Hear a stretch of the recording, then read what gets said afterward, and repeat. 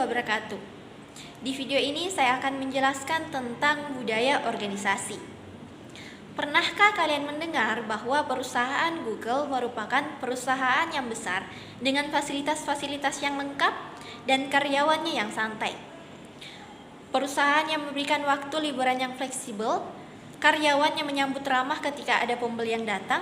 Nah, itu semua adalah budaya dari organisasi. Budaya tidak hanya berada di lingkungan masyarakat, tetapi di organisasi, di perusahaan juga terdapat budaya.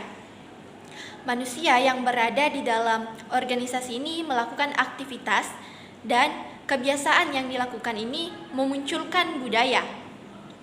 Seperti yang kita ketahui bahwa manusia merupakan makhluk berbudaya. Nah, apa sih budaya organisasi? Budaya organisasi adalah karakteristik yang dianut oleh para anggota organisasi tersebut. Budaya organisasi yang kuat akan mendukung tujuan-tujuan perusahaan. Sebaliknya, budaya organisasi yang lemah akan menghambat tujuan-tujuan perusahaan. Budaya organisasi yang kuat dan positif ini berpengaruh terhadap perilaku dan efektivitas kinerja perusahaan. Ada 7 karakteristik budaya organisasi. Yang pertama, inovatif dan pengambilan resiko. Karakteristik ini mendorong anggota-anggotanya untuk bersikap inovatif dalam bekerja, khususnya dalam menyelesaikan masalah. Kedua, memperhatikan detail. Para anggota organisasi ini diminta untuk fokus dalam mengerjakan hal-hal yang dikerjakannya secara detail dan teliti. Kemudian yang ketiga yaitu berorientasi pada hasil, berfokus pada hasil atau manfaat dan tidak hanya pada prosesnya untuk mencapai hasil yang maksimal. Yang keempat berorientasi pada orang, yaitu sejauh mana keputusan seseorang dalam memperhitungkan hasil dan manfaatnya.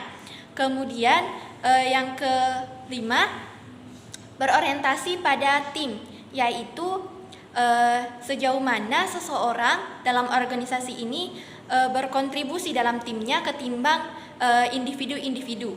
Kemudian yang keenam keagresifan, yaitu sejauh mana orang tersebut ini bersifat kompetitif ketimbang bersikap santai. Kemudian yang terakhir atau yang ketujuh yaitu stabilitas, yaitu di mana kegiatan ini lebih menekankan pada menjaga status quo sebagai lawan daripada perkembangan. Jadi dapat kita ketahui bahwa budaya organisasi ini merupakan inti dari organisasi. Mengapa demikian? Karena budaya ini merupakan faktor yang penting yang menjadi landasan atau pedoman dalam mengatur dan mengelola karyawan atau anggota. Kemudian dapat membentuk brand image sehingga dapat membedakan antara organisasi dengan organisasi lainnya.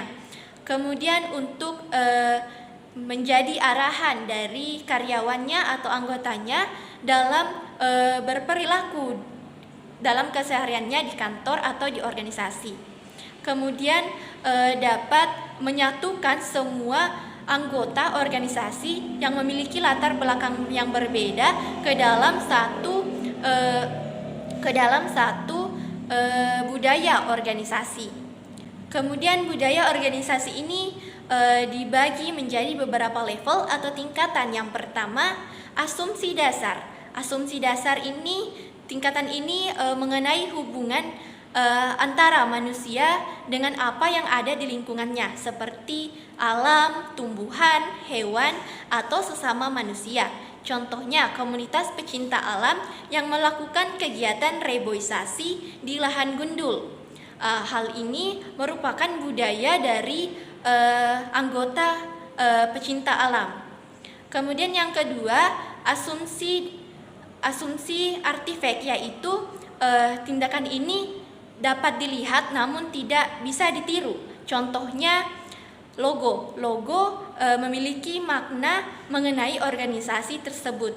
Maka dari itu logo tidak dapat ditiru atau digunakan oleh organisasi lainnya. Kemudian Yang ketiga, asumsi nilai, yaitu tingkatan ini berkaitan dengan tingkah laku. Contohnya seperti ketika seseorang menyapa rekan kerjanya saat bertemu, maka orang tersebut akan dianggap sebagai orang yang ramah.